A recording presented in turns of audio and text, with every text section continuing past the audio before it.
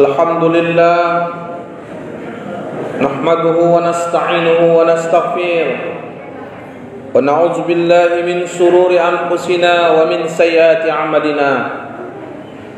Man yahdihillahu fala mudilla lahu wa man yudlilhu fala hadiya lahu. Asyhadu an la ilaha illallah wahdahu la syarika lahu wa asyhadu anna nabiyyana Muhammadan 'abduhu wa rasuluh alladzi man la nabiyya ba'dah. Allahumma shalli wa sallim wa barik ala hadzal nabil karim wa ala alihi wa ashabihi wa man tabi'ahu bi ihsanin ila yaumil qiyamah. Amma ba'd. Para hadirin rahimakumullah, inni usikum wa nafsi bittaqwallah. Ittaqullaha haqqa tuqatih wa la tamutunna illa wa antum muslimun. Wa qala Allah Ta'ala fi kitabihil karim, a'udzu billahi minasy syaithanir rajim. Bismillahirrahmanirrahim. Zuharul fasadu fil barri wal bahr bima kasabat aydin nas liudhikahum ba'dal ladzi amilu la'allahum yarji'un. Hadirin sidang jamaah Jumat yang dirahmati Allah, mari kita senantiasa meningkatkan, memperbaharui serta memperbanyak kesyukuran kita kepada Allah. Dengan bersyukur, Allah akan menambah nikmatnya. Dan jika kamu kufur, sesungguhnya azab Allah sangat pedih. La in syakartum la azidannakum wa la in kafartum inna adzabi lasyadid. Bersalawat dan salam mari kita mohonkan, Allah sampaikan, Allah curahkan, Allah tautkan pada Rasulullah Muhammad sallallahu alaihi wasallam sebagai uswatun hasanah, contoh teladan bagi kita dalam hidup dan kehidupan ini. Hadirin sidang jamaah Jumat yang dirahmati Allah, khutbah Jumat kita pada siang hari ini mengambil dari ayat Al-Quran surah Ar-Rum pada ayat ke-41 dan dari satu hadis Rasul. Dalam Al-Quran surah Ar-Rum ayat 41 Allah berfirman, Zuharal fasadu fil barri wal bahr bima kasabat aydin nas liudhikahum ba'dal ladzi amilu la'allahum yarji'un. Yang artinya telah nampak jelas kerusakan di darat dan di laut akibat tangan perbuatan manusia. Lalu Allah timpakan sebahagian siksa, sebahagian sebagai azab dan peringatan kepada mereka dari perbuatan tadi, agar mereka kembali kepada jalan Allah Subhanahu wa ta'ala, agar mereka kembali kepada jalan yang benar. Dalam satu hadis Rasul yang lain, Rasulullah bersabda, An Ali ibn Abi Thalib qala Rasulullah sallallahu alaihi wasallam, dari Ali ibnu Abi Thalib berkata, telah bersabda Rasulullah sallallahu alaihi wasallam, idza fa'alat ummatin khamsah haslata hallam bihal bala. Apabila umatku melakukan 5 perkara, maka dihalalkan terjadi bala dan bencana kepada mereka. Idza kanal maghna duna duhula. Yang pertama, apabila kekayaan dimonopoli. Wa idza kanal amanatil ghumama. Yang kedua, apabila amanah disia-siakan. Yang ketiga, wa ta'atir rajul jaujaka. Apabila suami-suami taat atau patuh kepada istrinya. Yang keempat, wajaba ba'u wa barras sadiqah. Apabila anak-anak durhaka, jauh dari orang tua, dekat dengan temannya. Dan yang kelima, wa uhurmur rajul mahafatis syarrih. Apabila kita hormati seseorang karena kejahatan yang dia lakukan. Hadirin sidang jamaah Jumat yang dirahmati Allah, ujian demi ujian, cobaan demi cobaan. Mungkin kita lebih sering mengatakan bencana alam, tapi jamaah yang dirahmati Allah, mudah-mudahan ini bukan hukuman, apalagi azab dari Allah. Nah jamaah yang dirahmati Allah, banyak kita melihat ujian dan cobaan. Mulai dari tsunami yang ada di Palu, begitu juga gempa yang ada di Lombok yang begitu luar biasa. Yang terakhir kita lihat bagaimana banjir yang terjadi di Banjarmasin atau Kalimantan Selatan, gempa yang terjadi di Mamuju, begitu juga dengan Gunung Semeru mulai batu, mungkin juga sebagian Gunung Sinabung juga sudah mulai batu.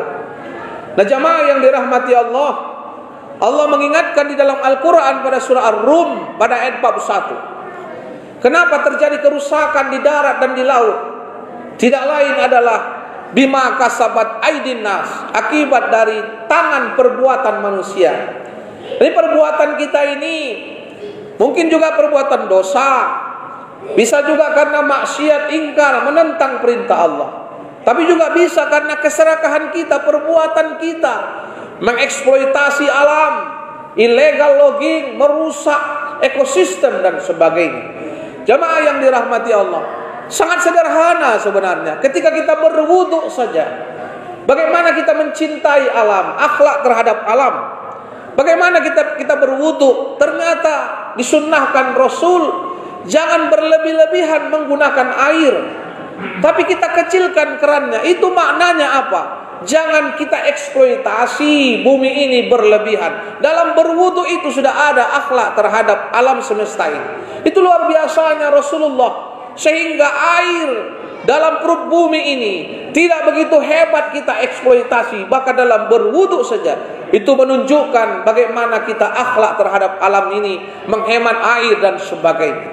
Nah jamaah yang dirahmati Allah, ini semua akibat perbuatan dosa, maksiat, keingkaran, perzinahan, mabuk, judi, narkoba dan sebagainya. Perbuatan manusia mengundang yang namanya hukuman, yang namanya peringatan, yang namanya azab.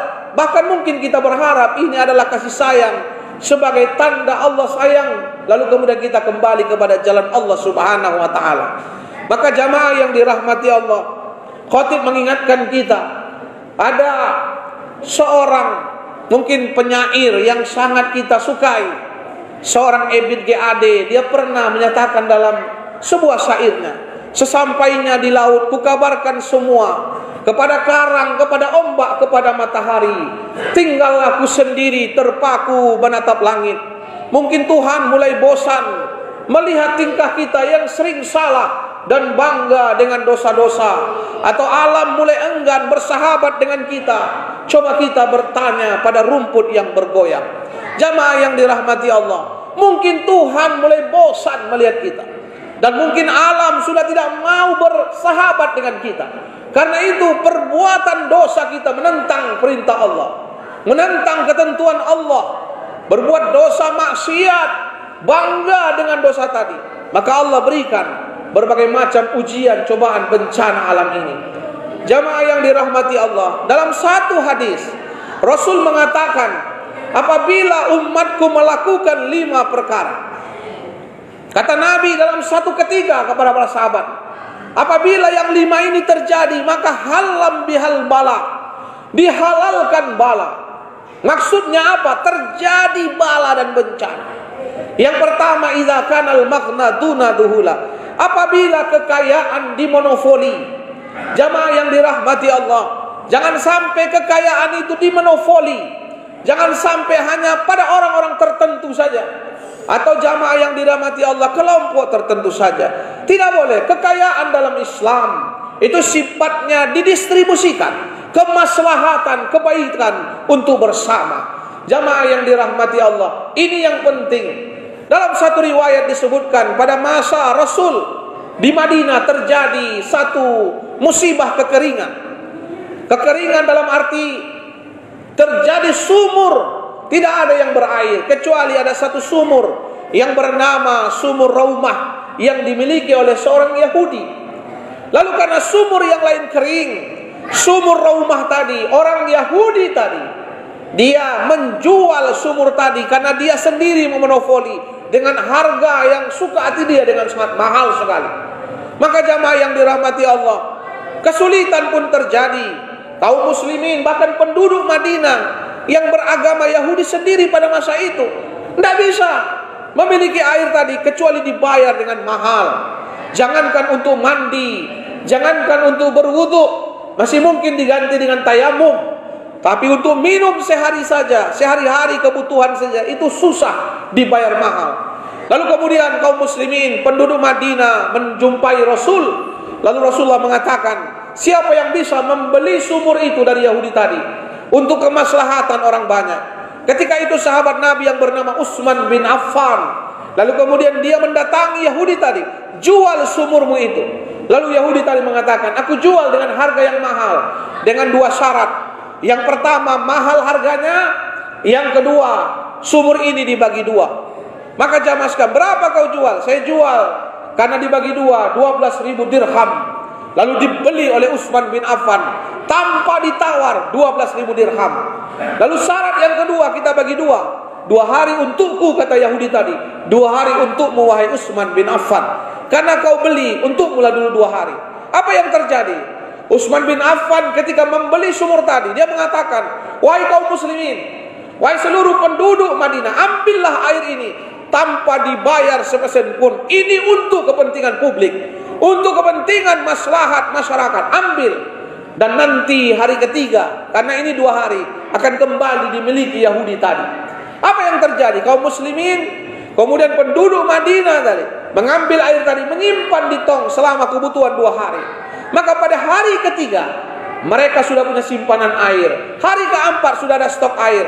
Hari kelima kembali dimiliki Utsman. Lalu kemudian jamaah sekalian, mereka mengambil kembali air tadi karena memang digratiskan. Maka luar biasa apa yang terjadi pada masa itu. Lalu kemudian akhirnya apa yang terjadi? Yahudi tadi gigit jari. Betapa luar biasanya engkau Utsman bin Affan. Karena itu dia mengatakan, wahai Utsman, belilah ini.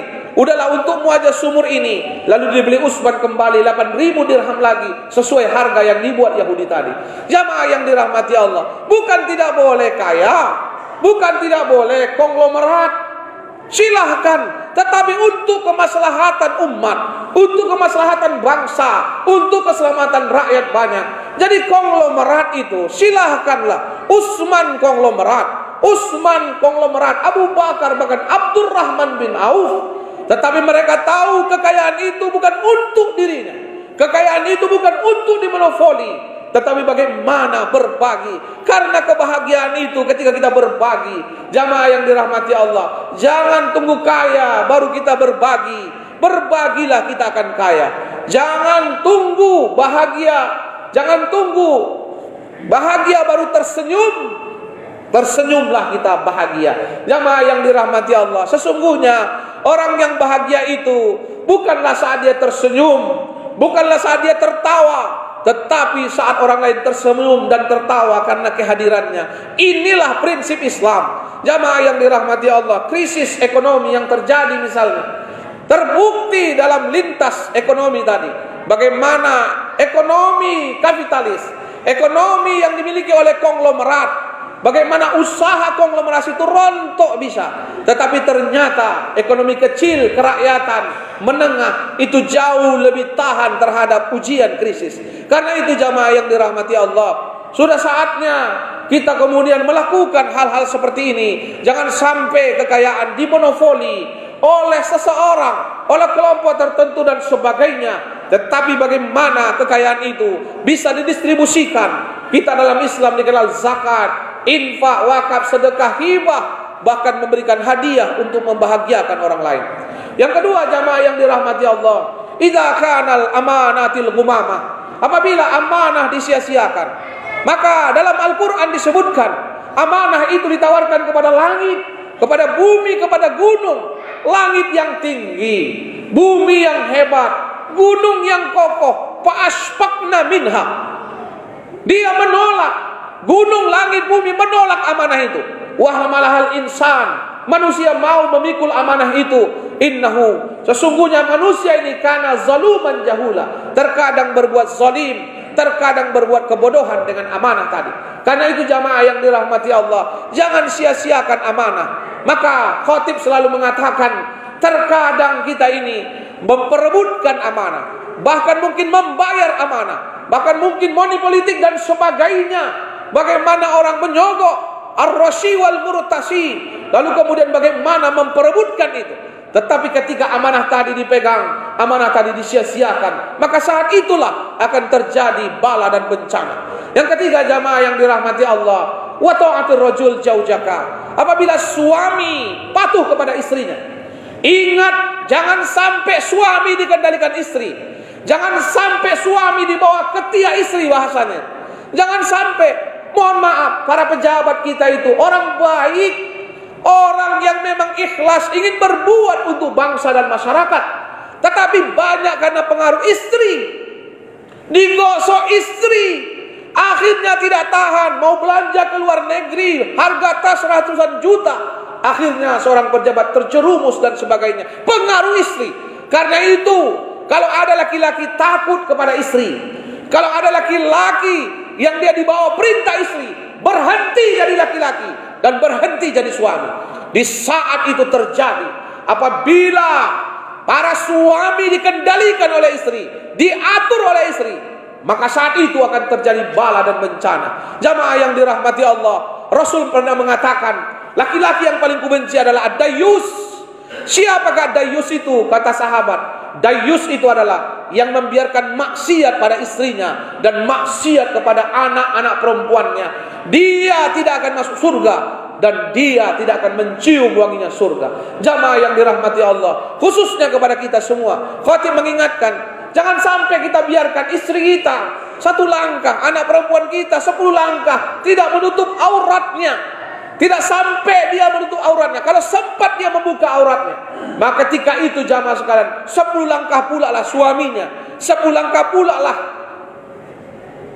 ayahnya, dan 10 langkah pula saudara laki-lakinya diseret ke neraka karena membiarkan maksiat pada istri dan anak perempuannya. Nah jamaah yang dirahmati Allah, ini yang ketiga yang bisa menimbulkan bala. Yang keempat, wajaba aba'u wa barras sadiqah. Apabila anak-anak durhaka kepada orang tua, jauh dari orang tua, dekat dengan temannya, geng dan sebagainya.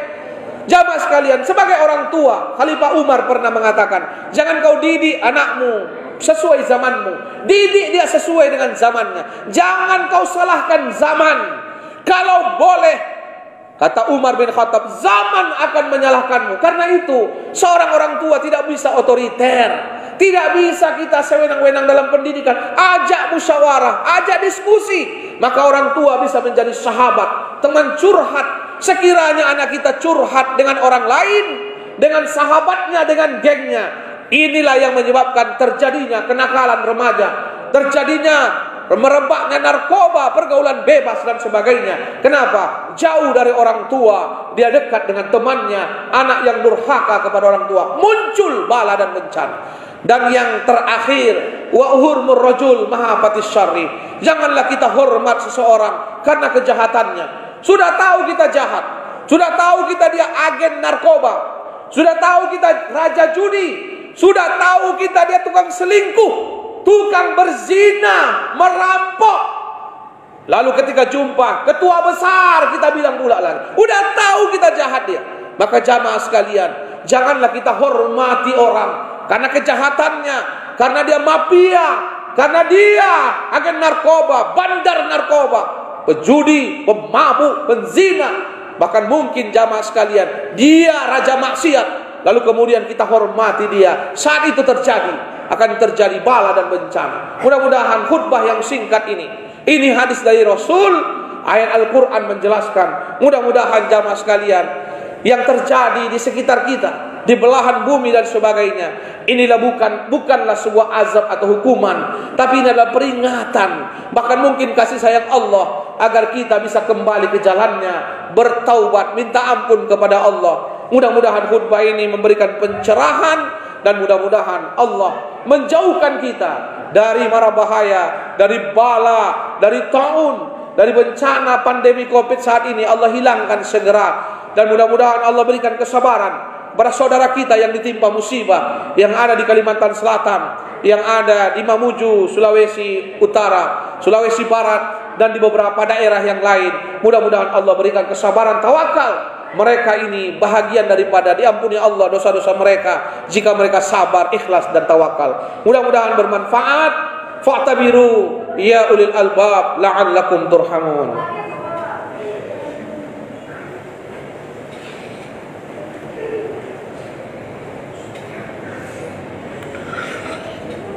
Alhamdulillah, nahmaduhu wa nasta'in wa nastaghfir wa na'udzu billahi min shururi anfusina min sayyiati a'malina man yahdihillahu fala mudilla lahu wa man yudlilhu fala hadiya lahu. Asyhadu an la ilaha illallah wahdahu la syarika lahu wa asyhadu anna nabiyyana Muhammadan abduhu wa rasuluh man la nabiyya ba'da. Allahumma shalli wa sallim wa barik ala hadzal nabil karim wa ala alihi wa ashabihi man tabi'ahu bi ihsanin ila yaumil qiyamah. Amma ba'd. Wal hadirin rahimakumullah, inni usikum wa nafsi bi taqwallah, ittaqullaha haqqa tuqatih wa la tamutunna illa wa antum muslimun. Qala Allah ta'ala fi kitabihil karim, a'udzu billahi minasy syaithanir rajim. Bismillahirrahmanirrahim. Wal 'asri innal insana lafi khusri illa alladziina amanu wa 'amilus shalihat wa tawassaw bil haqq wa tawassaw bis sabr. Innallaha wa malaikatahu yusholluna 'alan nabi ya ayyuhalladzina amanu shallu 'alaihi wa sallimu taslima. Allahumma shalli 'ala Muhammad wa ali Muhammad kama shallaita 'ala Ibrahim wa ali Ibrahim wa barik 'ala Muhammad wa ali Muhammad kama barakta 'ala Ibrahim wa ali Ibrahim innaka Hamidum Majid. Allahumma ighfir lil muslimina wal muslimat wal mu'minina wal mu'minat birahmatika ya arhamar rahimin. Rabbana zalamna anfusana wa illam taghfir lana wa tarhamna lanakunanna minal khasirin. Allahumma islamana wal muslimina wa dzurriyyatina qurrata a'yun waj'alna lil muttaqina imama. Allahumma inna na'udzubika minal barasi wal jununi wal juzami wa na'udzubika min sa'il asqam. Ya Allah ya Rabb, kami berlindung kepadamu dari penyakit belang, dari penyakit kulit. Ya Allah, kami berlindung kepadamu dari penyakit lepra, penyakit kusta. Ya Allah, kami berlindung kepadamu dari penyakit depresi, stres dan gila. Ya Allah ya Rabb, kami berlindung kepadamu dari pandemi, dari penyakit menular seperti COVID-19 tahun dan sebagainya. Ya Allah, hilangkan segera penyakit ini. Ya Allah, cabut dari bumi ini, khususnya dari negeri kami ini ya Allah. Karena kami rindu menyaksikan anak kami untuk bersekolah ya Allah. Kami rindu menyaksikan anak kami berkuliah, bertemu dengan mereka ya Allah. Walaupun mereka sekolah, kuliah melalui daring dengan Zoom meeting dan sebagainya ya Allah, tapi keabdalan, keutamaan itu ya Allah, segeralah hilangkan pandemi ini ya Allah, sehingga anak-anak kami, sehingga kami bisa beraktivitas normal kembali sebagaimana biasa ya Allah. Ya Allah, ampunkan dosa kami apabila kami zalim, aniaya ya Allah. Ampunkan dosa kedua orang tua kami ya Allah. Sayangi mereka sebagaimana mereka menyayangi kami ketika kecil. Jika orang tua kami sudah meninggal dunia, lapangkan kuburnya ya Allah, cahayai kuburnya ya Allah, tempatkan di tempat yang terbaik di sisimu ya Rabb. Jika mereka masih hidup, jadikan kami memuliakan mereka, berbakti kepada mereka ya Rabb. Karena kami tahu ridhomu pada ridho orang tua kami, murkamu pada murka kedua orang tua kami ya Allah. Rabbana atina fid dunya hasanah wa fil akhirati hasanah wa qina adzaban nar. Walhamdulillahi rabbil alamin. Ibadallah, innallaha ya'murukum bil adli wal ihsan wa ita'izil qurba wa yanha 'anil fahsya wal munkar wal baghi. Ya'idukum la'allakum tadhakkarun. Fadhkurul 'azim yadhkurukum washkuru 'ala ni'amihi yazidkum. Wa la dzikrullahi akbar. Aqimis shalah.